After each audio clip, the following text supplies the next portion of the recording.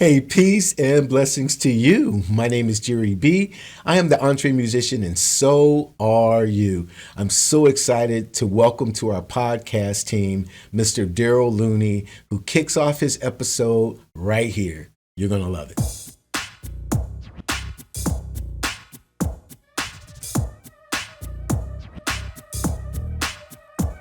My name is Daryl Looney, and I am the EntreMusician, and so are you. Welcome to another exciting episode of the EntreMusician. This is the space where we concentrate on the mindset, discipline, and focus of the EntreMusician. And today's episode is no different. Actually, it's very special because I have a wonderful guest with me today. His name is Mr. Christian Howes, violinist, band leader, educator.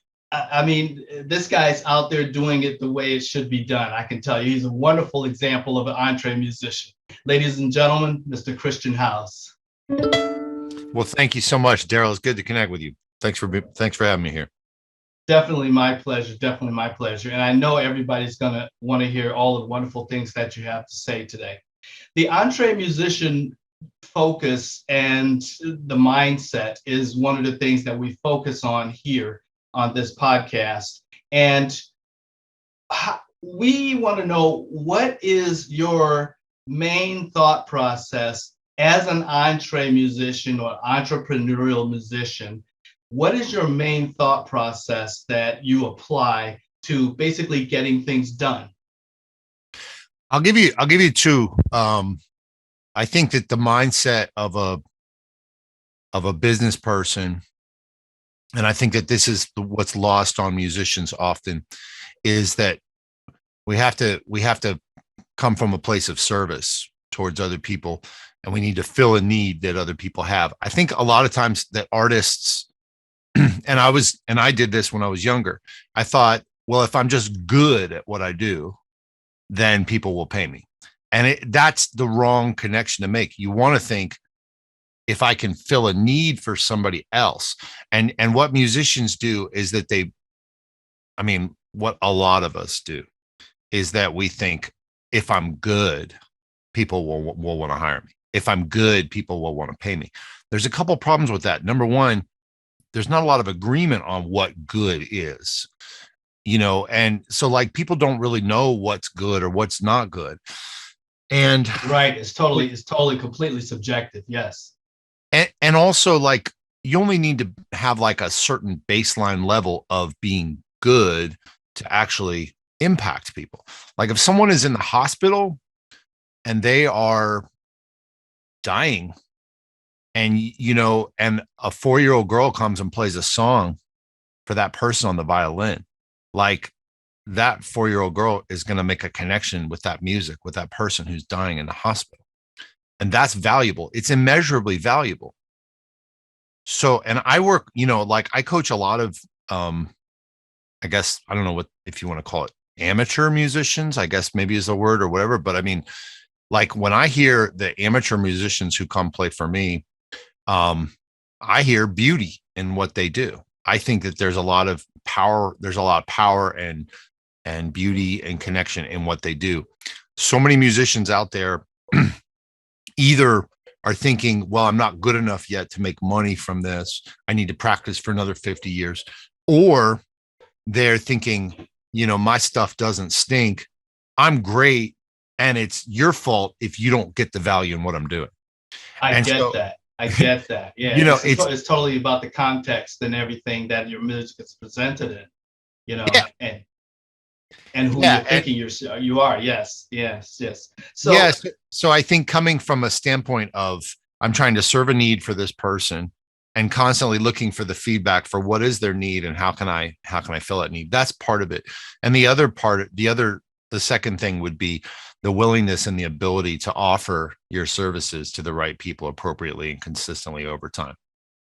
Yes. And that makes a big difference, because you could write what you think is a wonderful song and have basically no one connect with it. And then when the song is presented in a totally different context or venue or way of showing it, you never know, it just suddenly explodes into something that's wonderful that everyone seems to love. Yeah, and I think if we think about for composers, if this is just about a musician who their goal is to compose music and get paid for the composition of that music, that's just one way to connect value. So for example, like I compose music, but usually I don't derive a lot of revenue directly from that music's like streaming or whatever. And part of that is by choice. Like I've decided, well, I think that I can use my original music to connect with people, but then I can generate revenue from other things. So like if people hear my music, like, I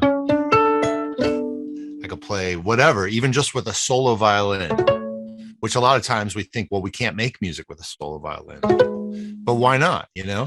Like this is just augmenting my talking right now. You know what I mean? It doesn't mean people are going to pay me money just to buy that track or whatever, but it just brings them to me and allows me to offer them or find the need that they have and offer them something else. And that could be teaching. It could be so many things. It could be so many things. But even within, as a composer, if you're thinking, what are all the ways that I want to get money as a composer? I think people get locked into very narrow possibilities. They're like, well, I'm going to try to get money from Spotify streaming or whatever they're doing, right? And it's like, no, there's so many other ways that you could get value for your composition. I mean, you could hire someone to commission you. You could find somebody's podcast and offer to write music for their podcast or their YouTube channel or something like that. And so I think a lot of times people are getting very narrowly focused on just one way to do it. That's really amazing. And that's so very true, because a lot of us kind of focus on, yes, we want to get streams, or yes, we want to get radio airplay, or we want to play live and all of that. But as an entree musician, you do have to diversify your efforts and everything. On the idea along those lines of presenting yourself to the right audience, or giving yourself the right opportunity to present your music in the most desirable light, how is it that you have found it most effective to find the right people to listen or to present your music to? Well, you want to test and you want to get feedback, and so you're constantly testing. So if you share a piece of music with 10 people and they say, I don't like it, then you want to then be scientific about why didn't they like it, and then either try a different group of people, or try a different song for those people, or try different messaging around it or something. So marketing is trial and error, and it's a lot of asking for feedback. I think that psychologically people are just they have breakdowns around that. So I mean, for me, part of why I think I got this perspective was because I did receive a lot of acclaim as a jazz violinist. I received a lot of acclaim from critics, but also from other like respected musicians. Like I played with Les Paul, like I made recordings with Jack DiJohnette and toured with Victor Wooten, and like all kinds of like really gold standard musicians that I got a chance to play with more than 20 years ago. And I was winning critics polls and all this stuff. But what I saw from that was that it didn't translate in the ways that I would have thought it would translate. It didn't mean I was going to be able to just snap my fingers and make money, or have like an audience that would want to listen to jazz violin. So I had to kind of learn the hard way. That really humbled me. But I think that for a lot of people, they can't get over this kind of psychological unwillingness to be scientific and collect evidence. Like let's say that you were like a customer, like a potential customer. And if I said, Daryl, I wrote this song, will you buy it? Right. And like, what do you think of this song? And you were like, well, it's not really my cup of tea. You might say that. And I might be like, well, why? And you'd be like, well, I don't like, and I'm just making this up, but you might say, well, I don't like modern jazz. It sounds too jumbled to me. It sounds too intellectual. So I can either on my side, like I have to try to take that feedback and say, well, how much of that is real and how much of it do I want to discard? I would say it's real because that's literally your taste. Like you telling me like, I don't have to accept your reasoning. You might say, well, I don't like modern jazz because it's too intellectual. I could disagree that modern jazz is too intellectual, but it doesn't matter. You don't like modern jazz. Like that's your truth. And I need to accept that. But I think a lot of people, they don't accept it. They just, so you know what I mean? I'm not sure if I answered that question very relevantly, but again, I think that there's just more ways that we can make money as artists, and people get locked into one idea. They're like, I need to be the next hit or whatever. There's so many ways to make money. And people are too proud. We tend to be too proud. We should be less proud. We should be more just going out. It's like basic hustle mentality, like knocking on someone's door. Do you need your lawn mowed? Like if I was broke right now, I would walk down my street and I'd be like, can I mow your lawn? Can I carry furniture for you? And musicians need to do the same thing, basically. But they don't have, but I think a lot of us, we don't have the psychological willingness or ability to do that because we're just insecure. Okay. I could totally see that. And I think that it's very important to know who you are as a musician and know where you want to go and what your goals are and what you need to do to get there. And sometimes it requires us to just simply do what we have to do, whether it's busking or whether it's composing music for a film student in their project, or just doing any of these types of activities that may not seem to be so impactful, but it's just like composing a small melody or something.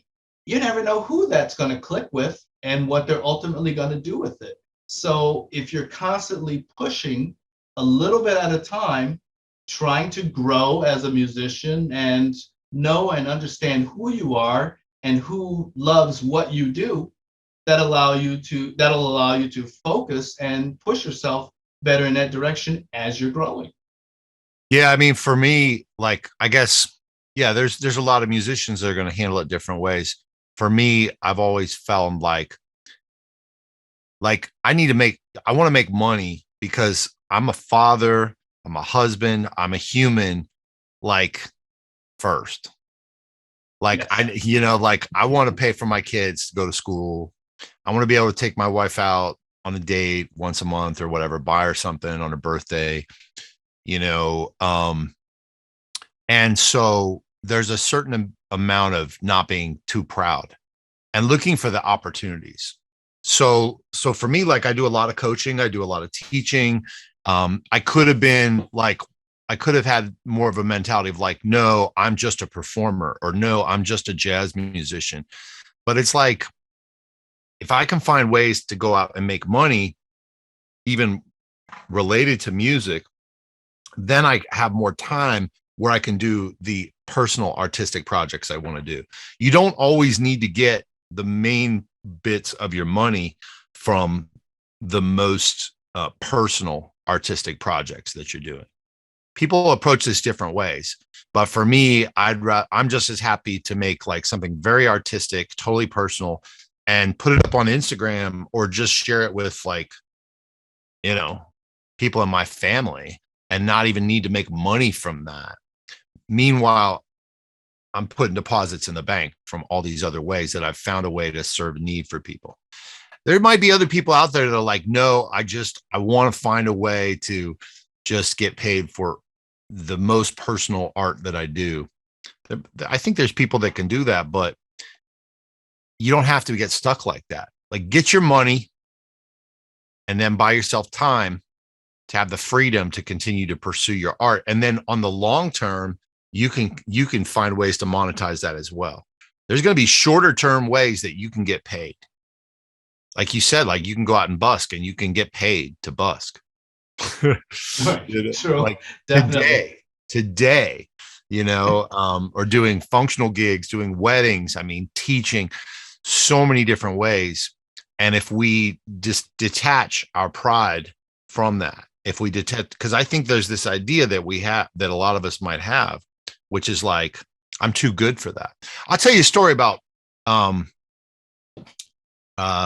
in my family. She had this boyfriend, and the boyfriend got laid off the job, and so they were hanging out for a few months, and he was kind of sad at first, and it was cool, and then it was like 2 months, and it was like, what are you doing? Well, he wasn't looking for, he wouldn't get like a job at McDonald's or anything. He was like, no, I'm too good for that. And it was like, I was like, okay, yeah, whatever, And then like 6 months passed, still no job, maybe getting some unemployment or something, right? But just kind of down and just sitting around the house all day. And this is a person that was very qualified, for a lot of things. Definitely could have got a job at McDonald's, but not just McDonald's, but lots of, but he gotten laid off of a job that was like a good salary and all this stuff. So then finally, he said, oh, I've got this plan. I'm going to make this, I'm going to open a business, and it's going to be a restaurant, and it's going to have these indoor driving ranges. It's like a VR driving range or something. Yes, those are cool. I've seen them. Yes. Yeah. I was like, well, wow, that sounds really cool. He's like, yeah. I was like, how much is that going to cost? It's like probably like $400,000. So it's like, oh, wow. How are you going to do that? He's like, well, I'm going to go to the bank with a business plan, and I'm going to get a loan, and I was like, really? Oh, okay. So it took him like 2 or 3 more months, and he was doing all this research and creating this business plan. And then finally he went to I don't know, 6 or 7 banks, and they all laughed at his face. Because he didn't have like collateral or anything else. Like he had this big idea of what he was going to do. And so he didn't get another job, and he could have just got a job at McDonald's, and so I think it's the same thing for a lot of musicians. They've got this huge idea, and they don't want to compromise on it, but it's like, yo, go from A to B, from B to C. If you're making $2,000 a month right now, but you want to be making like, you really, make 25. Make $2,500 next month. How can you make another $500, as easily as possible without taking too much more time? Look for these kinds of things. In the meanwhile, if you want to be building your this master plan of like getting a huge worldwide audience for your streams on Spotify, work on that, but earn the right to work on it. Yeah, that makes a lot of sense, because of the fact that if you're spending your time not achieving any of your goals, then you're just spending your time and you're not, getting anywhere or doing anything. And at the same time, life costs you money as you're doing whatever, especially if you're doing nothing. Nothing is actually quite expensive. Agreed. A lot of people don't realize that. But along that same line of taking things into incremental steps, a lot of musicians believe that they should be unique, and everybody is unique. And I do believe that you, as an individual entre musician, are a unique person in how you do what you do and all of that. How does your own uniqueness, how does that fit into the plan of taking each step one at a time, if that idea makes sense? Well, so the things that are unique about you are the people that that already trust you, that you have relationships with. And these are called your warm contacts. And that's why, with the people that come, because I coach a lot of musicians on helping them to make more money and more time. And one of the first things I'm usually going to tell them is make a list of your warm contacts. Reach out, and I'm talking about people in your family, people on your block, like your former teachers, like your best friend from childhood, like people that reach out to them and sell them something, and that's going to look like 3 different things. You're either going to just pitch them something, like actually, hey, will you buy my song? Or, hey, will you hire me to help, to mow your lawn, or to help with this or help with that?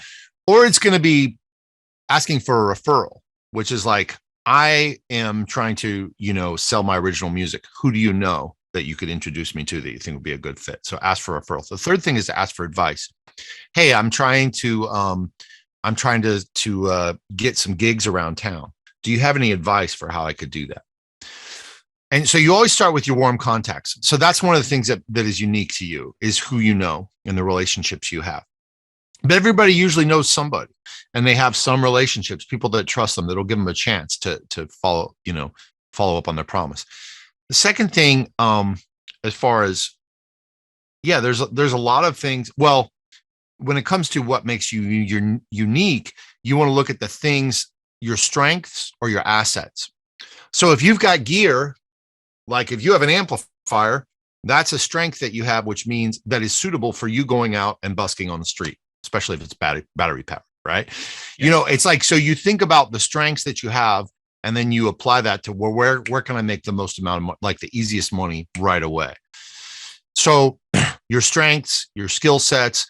If you're good at talking, then you definitely want to go out and talk to people. If you're more introverted, then you might want to make offers on Twitter or Craigslist. So you have to like take a survey or inventory of what are my strengths? What are the skills that I have that I can make money with? Who are the people that I know that I can offer it to? These are things that you could these are practical steps you could take based on your uniqueness. That's really cool. And to think about it that way will help you organize yourself and what it is that you want to do, so that you can perform in a step-by-step way to grow and to take yourself to the next level and all of that. So yeah, I mean, like, well, even like I'm here today because we have a relationship. You know what I mean? Like exactly. I mean, you could have called like, a lot of people to be on your podcast, but like but you know me, like we're friends. You know what I mean? Yes. Like we have for years, and it's like, well, who can I interview who has been doing this, who knows how it should be done and has the experience and can bring some real educated advice to the table. And boom, there he is, Chris House, the guy who exactly fits the bill, simply that. And yeah, that's a perfect example of what you're saying. Well, I mean, because I wouldn't have got on this podcast with somebody else. I got on it with you because I know you and I trust you and I like you. And like, because we have a relationship. That's the whole point. Like, I mean, you know what I mean? And it's yes. Like exactly. And I mean, and so like what's unique about it? Like, I mean, what's unique about it for you is that you happen to know me. And there's other people too, but like I think it was like it's a smart thing. If you're growing a podcast, it's like reach out to the people you know. And then if I were to leave today, you could be like, who else do you know that would be a good fit for my podcast, Chris? And then that's like a referral or like an advice stage. It's the same thing. Like you're like, who do I know? I know Chris House. What could I sell him? Well, I could ask him for advice about how to get other people on my podcast. If you ask people for advice, they're usually going to step up and give you a referral. If you ask them for a referral, that often they're going to step up and they're going to actually write you a check. It's like if you think about somebody in your family and you're like, I want to do a gig. Do you know anybody that is looking to hire somebody for New Year's Eve? Actually, me and my wife are putting on a New Year's Eve party. Like, I think we'll hire you. What do you charge? How's $500? I'll take it. You know what I mean? This happens all the time, but people trip up because they don't take this step. So I would put a challenge to all the listeners on this show today is like, first of all, how much money are you making? Do you even know? You should know your numbers. You should know how much you're making per month and how much you're spending per month. Then you should know what your goal is. And you should set that goal of like, okay, how much money do you want to make next month in how much time spending working, right? So if you're making $2,000 a month, I challenge you, or $1,500 a month, whatever it is, $3,000. I challenge you to know your numbers, like write down what are all the expenses that you're spending, and set an amount of money that you're going to make by when 30 days. If that's you're going to make an additional 500, you're going to make an additional 1,500 in 30 days, and then brainstorm like 3 to 5 action plans that are going to help you make that extra grand this next month without spending too much more of your time, right? Come up with 3 to 5 action plans. Maybe we'll come up with 20, whittle it down to 3 or 5. and then pick one or two and start going out and making offers. This is what I do with the people that I coach. I'm like, I'm not here to play with you. I'm not here to talk and have long conversations. Like, do you want to make more money or not? Right. Okay. Then you need to go take this step, and this step. And that's usually how I handle the coaching with a lot of my clients. And the additional benefit that you get when you hire a coach is that you get that accountability of you paid for it. And if any of my clients don't get results, they don't take action, I say, I'm sorry, I didn't charge you more. That's an added incentive to make sure that they have a lot more skin in the game, and you're going to get a lot more out of them. Exactly. Because it's all about, because 90% of it for musicians, if they're not making the amount of money they want, it's about that they're not taking these steps. They're not actually taking the action. They're circling around. What should I do? What should I do? And then they continue maybe they continue like writing music or producing music, but maybe that's not producing the revenue for them. And again, like, I'm not mad at you for producing your music. Like, you're an artist, produce music, but if it's not making money, like, you need a wake up call. Like, that's the definition of insanity. Like, you can have a long-term project of someday my original music is going to make money, or you can have like original music, but be offering it more, trying more ways to sell it. Or you can be like mowing lawns, like doing something that's going to make you more money right now so that you can invest it smartly into that long-term play. Awesomeness. I mean, I tell you, this is solid gold right here, people. If you are not taking notes, you are missing it. Just run it back and listen to this 4 or 5 times, because this here is the real deal for an entre musician. You got to get this down, because I know that over time, I myself have postponed working on the little things that I know that have always gotten to my brain about either my playing or my writing or just plain how I was presenting music and my creations to the world, and doing these types of little steps will help you ingrain those good habits of doing things the right way that are going to help you grow and help you improve. I tell you, this is truly amazing. Do you have any other special tidbits or suggestions to help entre musicians, take it to the next level? So here's what I would say. Write down your vision. What do you want your life to look like? And like, who do you want it to be with? What kind of contribution do you want to give to the world? And what do you want to receive in your life? Do it with me. Pick up a pencil right now. What do you see your life looking like? Who is it with? What do you want to be feeling? What do you want to get? And what do you want to give? Answer those questions. That's your vision. Like, I'll tell you, for me, I want to give my kids an education. I want to feel connection with my wife. I want to feel deep relationships with the people in my life. I want to be able to have a skiing vacation for 2 weeks in the mountains, preferably every year. Thank you so much. Speaking of my wife, thank you so much, Hud. Like those, that's the vision that I have for my life. I also, part of it is that I want to be able to make my own music. I want to be able to connect with people and to contribute to people. This is my vision. I'm only just sharing this so that people are listening. You should be writing down your vision. What do you want to give? What do you want to receive? Who do you want it to be with? What is it for? What are the causes you care deeply about? That's a vision. Write it down. Now, what's your goal that's in alignment with that vision? I'm talking about how much time and how much money do you need? If you're making $30,000 a year right now, and you think you should be making 60 to be able to live out that vision, then let's start by saying, okay, make another grand in 30 days. That's your goal. An extra $1,000 a month in 30 days, $500 a month, whatever it is, whatever is even conceivably reachable. Now, for your action plan is always going to be a sales plan.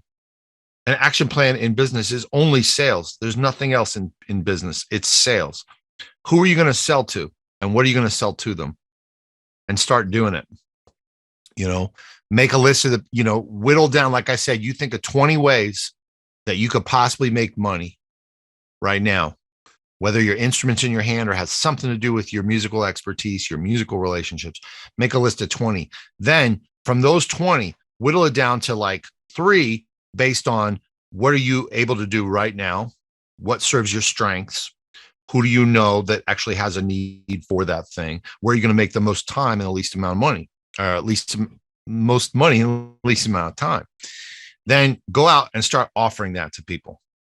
I mean, go get a gig playing at a church service for $200 every Sunday morning. Get another one. Get 3 gigs at a church service every Sunday. That's $600. Right. That's significantly 20 there, 60%. Boom. Yeah, I mean, just like that. That's $2,400, a month. I mean, maybe it's not the easiest thing to get 3 $200 church service gigs, but I mean, it could be. You could be going to assisted living facilities and getting $150 a pop and hitting 2 of them a day. And you're making roughly $100 an hour doing that. You get more work where you're getting $50, $70, $100 an hour as opposed to $30 an hour. Then you can get rid of the lesser paid work and you get more of the well-paid work. Then you buy yourself more time to work on these long-term projects, whatever your long-term goal is. And that's what I do. Like, I mean, I'm in my heart, like I am an artist, but I find all kinds of ways to pay the bills. I don't lose track of what I am as an artist, but I don't see it as I see that all these other things are just as important, if not more important, so that's it. Like, write down your vision, write down your goals, by when, create an action plan. And the only other thing is, remember that your mindset, you need to come from a place of service to other people. So don't be all tripping on your ego, because that's just insecurity. People are going to reject you. That's not about you. It doesn't need to be something that you need to be combative and defensive about. And it's like, you can filter that feedback. Some of it might be valuable feedback for you. If some people say, like, you're coming on too strong, or, I didn't like the production values. Like, some of it, maybe it's good feedback and you can learn from it, but some of it won't be good feedback. It's just about them. Yeah. And they're just hating on you. Both ways. Mm-hmm. Yeah. But you need to have accountability to take action on these things. And the way to take accountability is, first of all, write it down, declare it to yourself. Second of all, declare it to a witness. Tell somebody else, this is what I'm going to do. Tell your wife. Like a coach or a mentor. Yeah, I mean, it could be a friend, it could be a family member, but then if you want even more accountability, pay some money to a coach and tell them and get their accountability. It doesn't have to be me, but you could reach out to me. I'm at chris@christianhouse.com. I'm happy to help people. I've got different ways that I help people, but you create that community, you create some of that accountability, not just to sit at a diner over milkshakes and complain or brainstorm, but really to make commitments and to be held accountable to those commitments, to get honest feedback from people and move forward in a place of being real. That's my spiel. I tell you again, more gold, platinum, and diamonds here for the EntreMusician to mull over, write it down, organize, think about, and ingrain that into the thought process of what you do every day.